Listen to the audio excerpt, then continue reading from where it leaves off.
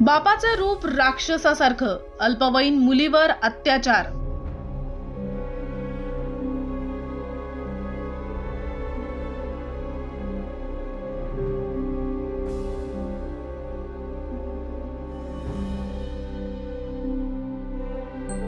नमस्कार, तुम्ही पाहत आहात N24 न्यूज मराठी आणि आज आपण बोलणार आहोत एका धक्कादायक आणि मन सुन्न करणाऱ्या घटनेबद्दल। सांगलीत एका बापानेच आपल्या 13 वर्षीय मुलीवर अत्याचार केला। हा प्रकार ऐकून कोणाचंही मन सुन्न होईल। समाजातल्या अशा नराधमांना कोणताही दिलासा मिळू नये म्हणून आपण या प्रकरणावर प्रकाश टाकणार आहोत। घटनेचा सविस्तर आढावा। सांगली जिल्ह्यातील एका गावात ही संतापजनक घटना घडली आहे। मुलीच्या आईने पोलीस ठाण्यात तक्रार दिल्यानंतर हे प्रकरण समोर आलं। पोलिसांनी नराधम बापाला ताब्यात घेतलं असून त्याच्यावर गुन्हा दाखल करण्यात आला आहे। आपल्या घरातच जर असं सुरक्षित नसल्यास मग आपल्याला न्याय कोण देणार? समाजावर आणि कुटुंबावर परिणाम।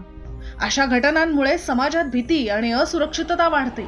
मुलींसाठी सुरक्षित वातावरण तयार करायचं असेल तर कुटुंबांनी आणि समाजाने सावध राहणं गरजेचं आहे। आई वडिलांनी आपल्या मुलांसोबत नेहमी मोकळ्या मनाने संवाद साधावा। तुमच्या मते अशा नराधमांना कोणती कठोर शिक्षा द्यायला हवी? कमेंटमध्ये तुमचं मत नक्की सांगा। कायदेशीर कारवाई आणि न्याय व्यवस्था।